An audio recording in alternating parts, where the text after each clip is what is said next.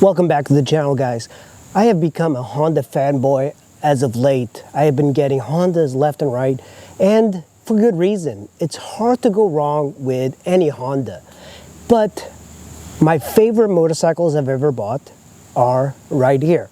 This one in particular, I have 27,000 miles. This I have 10,000 miles. These machines are some of the best motorcycles you could possibly get. It's the golden engine size. It's the 150 from Honda. Honda, with their 150s, they're just knocking them out of the park. And in this video, we're gonna do a showdown of both of these beasts, compare them side by side, so you can make a decision which bike is right for you. These are the best bang for the buck I've ever seen on a bike. They're so light, they're so small, but yet they pack a big punch. So let's get started in this video.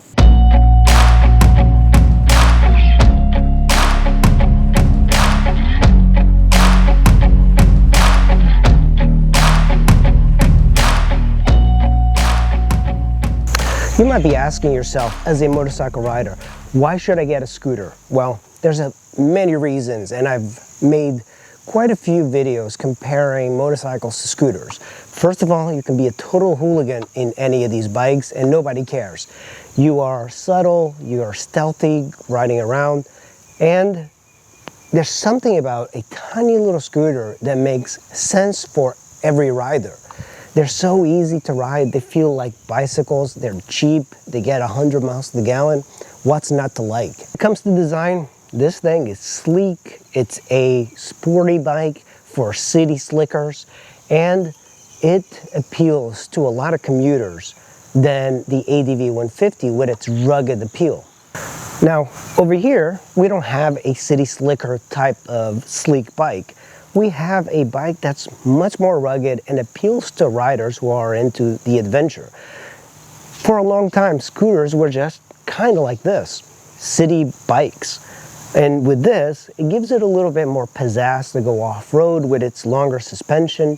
And riding a scooter off-road is really quite fun.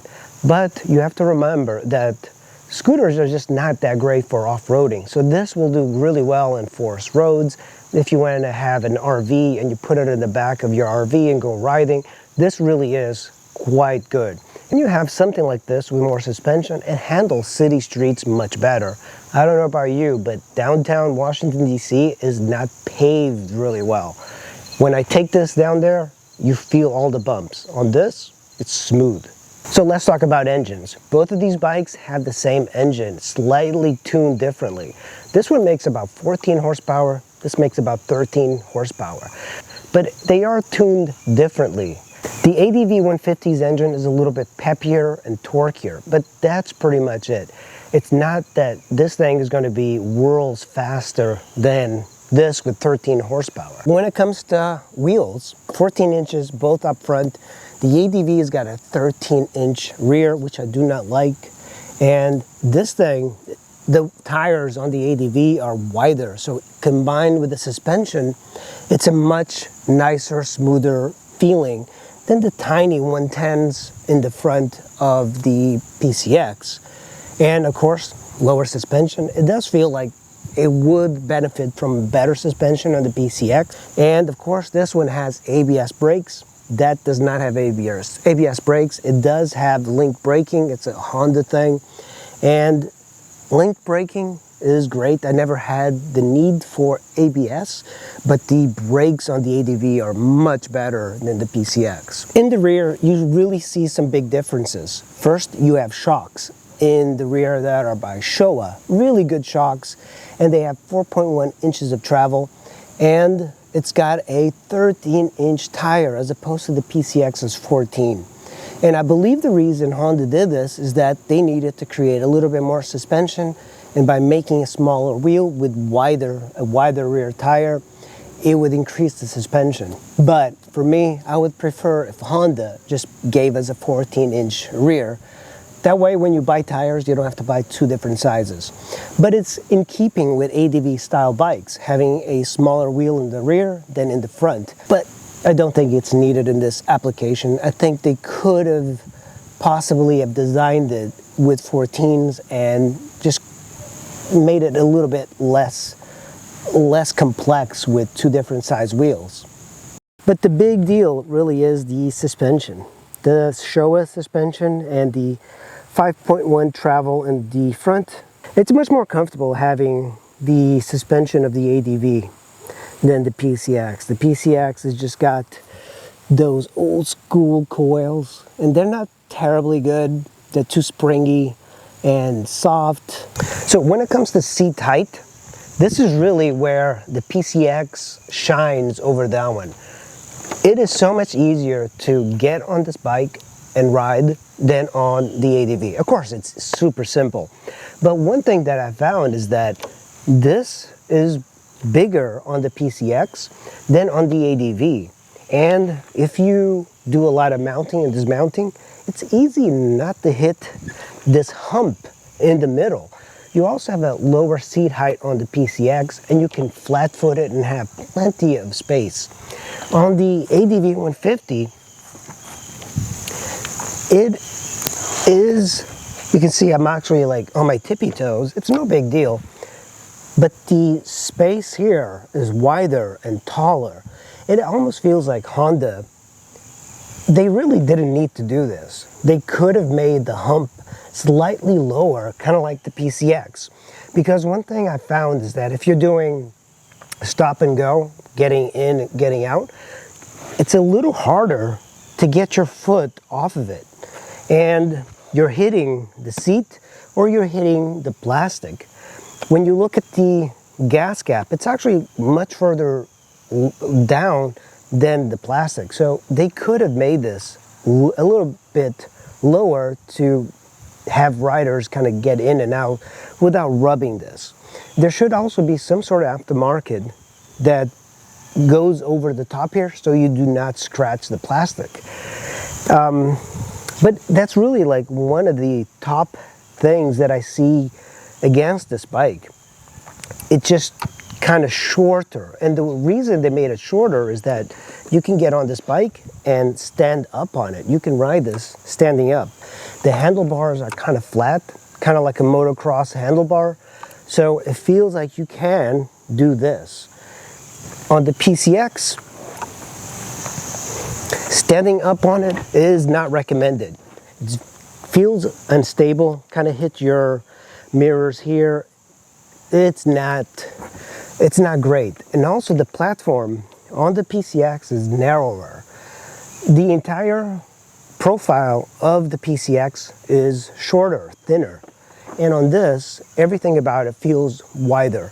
This is also slightly heavier than this. Not by a lot, but it's noticeable, especially with everything being down low on the PCX. You do feel that kind of like weight a little bit higher up on the ADV. You also have a much more commanding presence riding the ADV150 than the PCX. The PCX feels like you're really low to the ground, like an Elite 110. The ADV, you are higher up. So, and of course, the seat on the PCX is smaller, it is lower, and at the same time, it's got this shape that creates an easy reach to the ground. On the ADV, it's flat. So this is one of the issues that why it's so much taller. The seat is taller, there's no doubt about it, but it's also flatter, making it harder to flat foot for shorter riders. And on the ADV, this hump here, it stands out a little bit more. So you have a little bit less distance here than the PCX. So there's a little bit more room between here on the PCX. The Honda ADV is probably about here. So it's like 2 or 3 inches higher than the PCX. And the entire bike, the entire PCX is lower. Just when you look at that hump, it's kind of smooth, round, small. And then you look at the Honda, it's flat, angular, a little bit awkward to dismount and mount. In and out of the bike on the PCX is much easier. It's lower to the ground, but there's also a little bit more space here. So from here to the seat, you have about 10 and a half inches. 9 inches. I am throwing my leg over. On the ADV, I found myself hitting the seat or the hump, because the hump is also higher up. If I measure from the ground, even though it's in the center stand, you are talking about 22 inches. And on the ADV, that is a good 20, 25, almost 26 inches up. So that's a big difference of the hump here and here. And get this, when you open up the gas cap is really very low, or almost flush with the plastic. You open up the gas cap on the ADV, this thing is so deep in here, and I wonder if they could have perhaps removed a little bit of this plastic and lowered it a little bit, just so you wouldn't have to do yoga in order to get in and out of this bike. It's shorter, it's wider, it makes climbing in and out a little bit more effort, not a lot, but, and it's so deep down here that when you put the filler cap, you're constantly overfilling because you can't really see the level kind of coming up to the neck. I mean, you're talking about 5.5 inches, 2.5 inches on the PCX. And of course, you have this about the same amount of space underneath the seat. This one is on a spring, and on the PCX, it's not on a spring. Up the seats and see how these differ. Look at that. First of all, one thing you notice is that the ADV150 has got a spring and it opens up to here. If you want to open it even more, you just bring it back. And on the PCX, you do not have that. This is about the same size. So when it comes to size for the trunk, the inside is about 25.5 inches. It's about 27 inches. So it's a little bit longer. And when it comes to width, 11 inches to 11.5 inches. So there's more space on the PCX than the ADV. It's about the same deepness as well, about 10 inches. That's actually a little bit less deep on that than this one. Awesome thing about the ADV is that you do not need anything to get to the battery and fuses. You just open up the seat and these little tabs just completely lock it in there. On the PCX, you have a little tab here. You have to push in order to get this out so you can access the battery and the fuses. ADV, you just have these little tabs, pull it out, get your battery tender in there, and it's simple. I like that door much more. On the PCX, you have your coolant bottle reservoir here, so you can fill up your coolant, and I still have plenty of coolant here. So the bottle reservoir for filling up the ADV is located here. You would have to pull this out, and then there's a cap. And of course, I do appreciate that the ADV150 seat kind of stays up at an angle, so you don't have to worry about it. There's like a little spring. The great features of the ADV is this: keyless ignition. Put this in your pocket and you can start the bike super easy. When it comes to keys, this one still uses keys, and it's got multi-position for the key. That's off, that's on for the seat and for the gas cap. Same thing that the ADV has, and then you have that.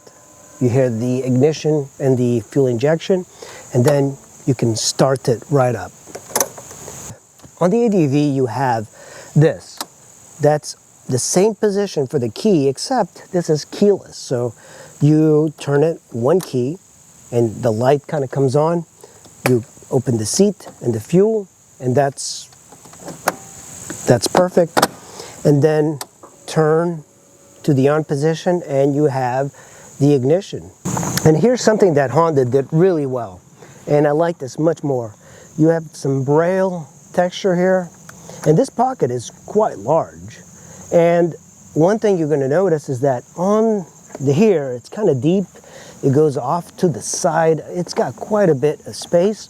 And tucked in, you have a 12-volt power accessory. And on the ADV, and look at the way this opens. This is kind of like lightweight, and it flares out so you can store more stuff. Now let's look at the PCX. You have a flat pocket, and this is terrible. This is such a terrible way of opening it up. And I have a bunch of papers here. This is not a deep pocket. You can't even put a wallet in here. You would have to put it at an angle. Speaking of terrible features, this is probably the most useless thing that Honda did, and they should not even have attempted to put this. This, of course, is the handbrake. It's a it's the worst handbrake I've ever seen on a scooter. There's another scooter I had, and it was a Kymco Exciting. That parking brake was also terrible. Honda would have given us a gift by just not including this, because it seems like it was not designed by Honda. First, you have to hold the brake, and then you have to push this out, and it locks, but it never really, you have to use two hands for this. It's the most ridiculous piece of engineering I've seen on a Honda. Now let's look at the ADV. You have the left brake and this little thing. That's all you need. So you can use the parking brake just using that little lever, and to disengage it, push it, and it's done. Simple. That's exactly what we would want on the PCX. Hopefully they fixed it with the new PCX, because that other design is just terrible. On the ADV, we have an aftermarket rack, but even with the stock handrails, it is better than the PCX. One thing I cannot stand is the grab rail on the PCX. It's styled to be sleek and sporty on the PCX, but on this, much more usable. You can wrap bungees around, tie things to the rear. And on the PCX, you don't have a way of looping the grab rail around here. So you have to like use this part to strap things, and I like rolling things through here. There are bungees that you can't do that. So in a way, I do appreciate the styling that they did. I mean, it's a beautiful design. It goes along with the design of the PCX, but it's not as functional as the ADV's grab rails. When you look at good grab rails, it makes the utility of a scooter, which is kind of like what most people use scooters for, much better than having something that's difficult to use. ADV, you have passenger foot pegs, and not great. I think they missed a little bit on making it a little bit more streamlined and to go along with the design, but it's not really a deal breaker. And on the PCX, it's the same sort of thing, but it actually goes along with the design much more. It doesn't seem like it's an afterthought that Honda had on the ADV. It goes along with the lines of the plastic. I think it's a much better design. It kind of gets tucked away. It's just so much more sleeker. Even though it might not look it on video, the rear end of the ADV150 is higher up than the rear end of the PCX. And the reason I mentioned that is that if you are mounting a bag, if you're doing food delivery, for example, you have a bag here. On the PCX, it's easy to load. On here, it's so higher up. And notice that the seat in the rear is slanted up, as opposed to the PCX's kind of leveling down. So it kind of curves down on the PCX, as opposed to the angular line of the ADV kind of going up. So when you have a top box mounted here as a food delivery bag, it's a little harder to kind of like put things in there, remove them, especially if you're doing it hundreds of times. And when you measure this is about 35 and a half inches on the seat. It's about 34 inches. So 2 inches makes a big difference. When you get to the spark plug, right here, you have a little door here that you remove. It's the same thing on the PCX. That same door, of course, I bashed it in with my feet. That's one thing that happens if you use these quite a bit. It would be nice to have some sort of way of protecting the plastic from your feet because you're constantly like hitting things and rubbing the sides. Now it feels like there should be an aftermarket for some sort of way of putting something that's rubberized, kind of like the floor mat on here. Because what happens with these hard plastic bits is that they get worn out and then you have to replace them if you really want your bike to be minty. The Honda ADV, more so than the PCX because it's harder to mount and dismount with the amount of bulk that you have in the middle. And you can start to see that on the PCX, I have started to damage the plastics just by the amount of foot rubbing that I have hit that side of the plastic. Here's a brilliant thing that Honda did. These things, you can actually adjust it and move up the windscreen. Of course, the stock windscreen on the ADV150 is just terrible and it doesn't deflect much wind, so it's not that great. In comparison, the aftermarket windscreen I have on the PCX is great. Even in the summer, even in the winter, it works out much better. Exhaust on the PCX is just terrible looking. Even the plastic, of course mine looks much worse. It's got this here. I wish it looked a little bit more modern and better.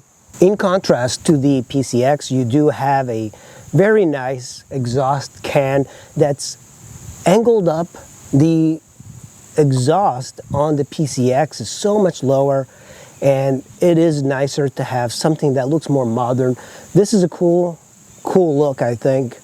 And I believe that you still have to remove the exhaust to access the wheel, which is a thing that most scooters do have, even the big ones. Unfortunately, you can't really get away from that. I do love this taillight. It is extremely bright, especially at night, and it's got an X pattern. Of course, LEDs everywhere on the ADV. And on the PCX, you have halogen. I did put an LED bulb in here, but one thing that you're gonna find right away is that the brake light is just mounted so much lower than the ADVs. And I do find that higher up brake lights are better for visibility than these low rider kind of positions. And then you have standard blinkers. I mean, these are, you can just get them anywhere. This is probably something that I could possibly just upgrade, get some LED bulbs in here, some LED blinkers. Comes to the dash. On the ADV, you have the ADV branding up here. You have a bunch of like really nice setup. The screen is absolutely tiny. And when I start it up, it might be hard to see. There's a little animation that plays, and then you have a tiny speedometer. And it's not hard to see. There's a lot of information on there. So when it comes to the dash on the ADV, of course, it's much more modern. It's all digital. There's nothing analog about it, except right here you have a separate screen with the indicator lights, including the turn signals and high beam, engine light, that usual stuff. You also have ABS, and you also have a key light, so if your key is within range, it will show up on here, because you will not be able to start it if you don't see that little sign. And here you have your, it might be hard to see, but you have your speedometer right in the middle. Then you have your fuel gauge on the upper left. You have a average fuel consumption, and then here, which is a little strange, you have the instant fuel consumption, and then there's a bar that goes all the way to 200, and it just doesn't seem like they thought about that. It would be much better to have the same sort of number for fuel consumption, because it doesn't have that. It's just a weird gauge with a dial. And then here you have trip 1, trip A, trip B, and then odometer. You have time and a date, and this is your button for cycling through. Push. It also gives you the air temperature, which is really nice. You also have a light that comes on when you need to change the oil, which I appreciate. And of course, this is your other button to reset the gauge. A little bit nicer with color. You know, the NC700 that I just sold, it had a color screen. So it doesn't have to have all LCD style. They could have made it with a little bit more color. Also, a nice thing that they are starting to put on bikes is like these little caps, these little shaders, these visors that protect the screen. It's a little bit difficult to see, and I think they could definitely improve on that. Perhaps the 160 is an improvement on it, but it is a decent speedometer, just a little overly complex, and I think if they wanted to make it better, they should incorporate CarPlay or something like that. Now, in contrast to the ADV, this is pretty much all analog, and the speedometer kind of sits inside the bike, so you're kind of looking down at the speedometer. I thought at first it would be a little distracting having this like so far down, but it is nice that you have a lot of visibility on the scooter because everything is positioned down. On here, in the middle, very well designed, you have the speedometer, and it's miles per hour. It also has kilometers per hour, and when you turn it on, it's a nice color. So this lights up really well at night.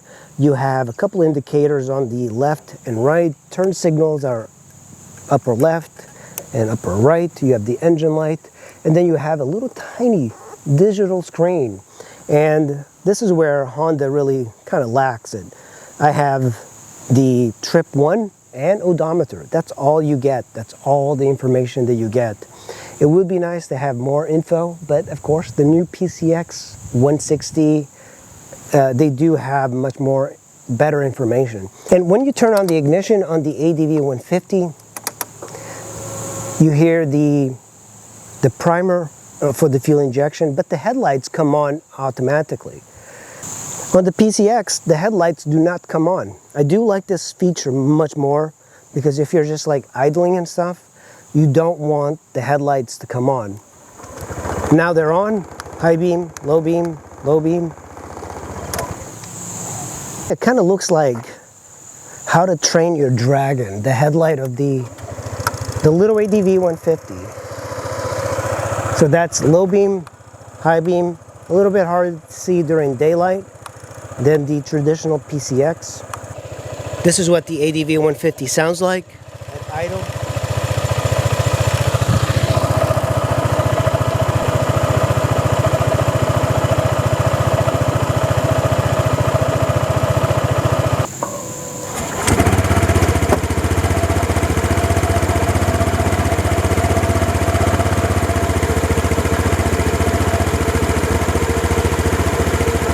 It's traditionally a ADV thing to have a dirt bike that's got a 21-inch front wheel, and then you have a smaller rear wheel. It's actually a pretty comfortable seating position and everything. This might have the PCX beat for comfort. Nice. The PCX, I'm very comfortable going around corners. I prefer the PCX's 14-inch tires all around. It's tarmac, but it's got like gravel on top. It's one of those mid type of roads.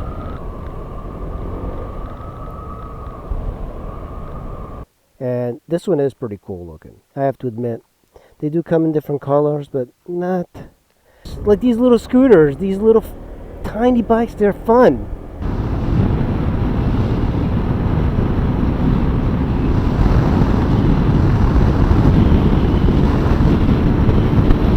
Full throttle, 60 miles an hour. These bumps on the PCX kill me. 63 miles an hour and I hit the rev limiter. 63, 64. That's it, 64 miles an hour. It's the same speed as the PCX. Same speed as the PCX, but much better suspension. It doesn't feel like you're really going at that speed. On the PCX, it feels like you're going faster. Now I'm going uphill. It's not going 65, 63, 62. I'm at 59. They just lost 1 mile per hour, so not bad. not bad. You know, for a 150, a lot of the 100s, they lose speed going up hills. So I'm at 58. It lost 2 miles per hour, 3 miles per hour. It's not great, but at the same time, that's not surprising that it's going to lose a little bit at the top. The PCX feels like it holds that speed better, if you can believe it. Maybe it's the bigger wheels, maybe it's like less rotating mass.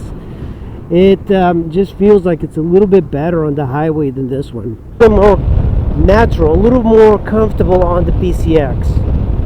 The ADV has got like a little aggressive type of handlebar. It's flatter, but this one's kind of like high up. It feels much nicer to ride. But of course, you know, maybe I'm just more comfortable on this bike because I've been using it for so long.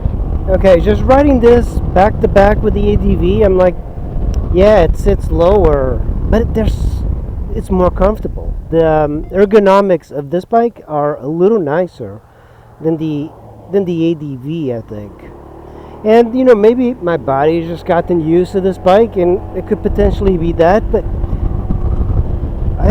this bike was a little taller, it probably would be very comparable. But well, you know, I was thinking that the ADV150 would be a hit, like head and shoulders above the PCX, and it really isn't. It's a great bike, but I thought it would be better than the PCX. And the PCX is a little bit more comfortable. It's easier for food delivery too, with a lower seat height and lower height for the little hump in the middle. So in a way, the ADV50, it just looks cool. But time will tell, because I haven't really ridden it that much. I just had like that initial impression. Generally, when you ride a good suspended bike, you'll feel them a little bit, like the imperfections, but it's not jarring. And on this, you kind of feel it being a little jarring.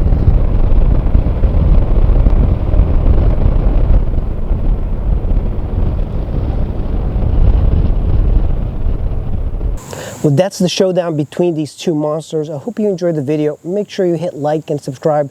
That really helps out the channel. We are approaching 100,000 subscribers, so I really appreciate each one of you that contributed to this monumental feat. And as per usual, thank you for watching. I'll see you in the next one.